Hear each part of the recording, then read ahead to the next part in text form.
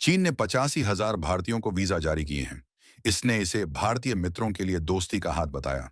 लेकिन रुकिए, क्या ये सिर्फ दोस्ती है या ट्रंप के टैरिफ युद्ध की आंच में बीजिंग की कोई बड़ी चाल?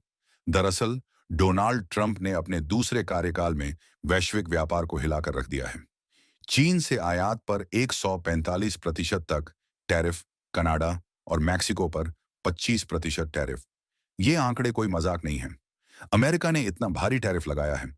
जवाब में चीन ने भी अमेरिकी सामान पर 125% टैरिफ ठोक दिया।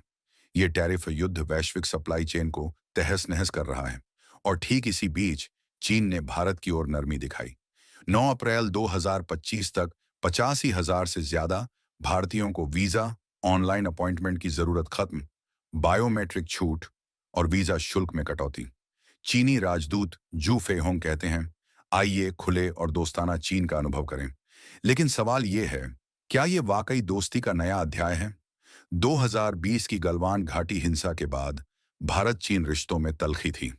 सीमा विवाद, अरुणाचल में जगहों का नामकरण, भारतीय पत्रकारों को वीजा से इनकार, ये सब तो हमें याद है। फिर अचानक ये नरमी क्यों?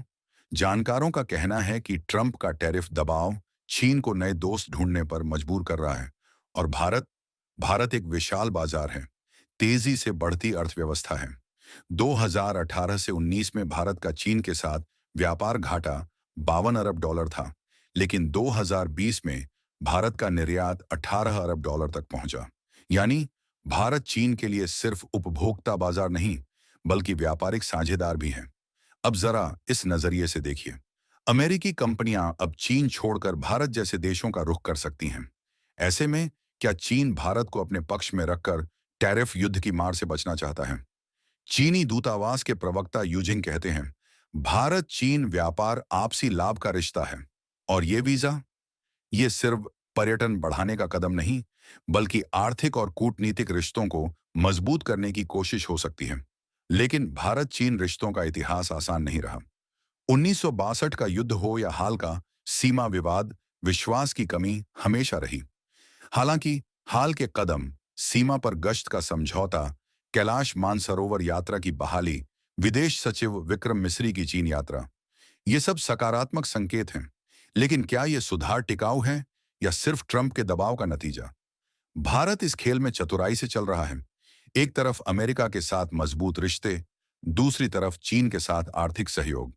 ट्रंप के टैरिफ से भारत को अमेरिकी बाजार में मौका मिल सकता है, लेकिन सावधानी जरूरी है। चीन के साथ व्यापार घाटा अभी भी चुनौती है और उसकी कूटनीतिक चालें अक्सर लंबी रणनीतियों का हिस्सा होती हैं।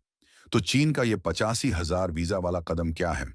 दोस्ती का नया रास्ता या टैरिफ युद्ध में एक चतुर चाल? ये तो वक्त ही बताएगा। लेकिन इतना तय है, भारत के लिए ये एक मौका है अपनी कूटनीति और आर्थिक ताकत को मजबूत करने का। आप क्या सोचते हैं? हमें जरूर बताइए। हमारे कमेंट बॉक्स में वीडियो को लाइक और शेयर करना ना भूलें।